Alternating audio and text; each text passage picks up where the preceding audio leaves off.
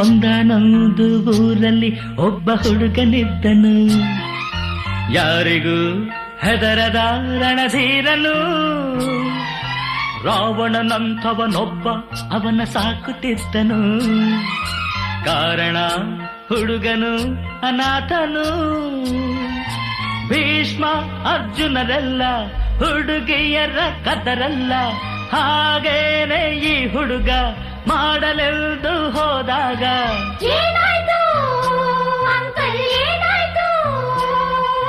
ಪ್ರೀತಿಯ ಕಡಲಲ್ಲಿ ಬಿದ್ದನೋ.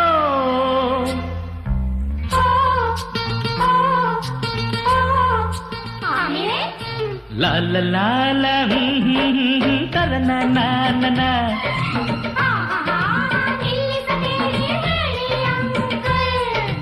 ಆ ಪ್ರೀತಿಯ ಕಡಲಿನ ಬಳಿಗೆ ಎಲ್ಲರೂ ಹೋಗೋ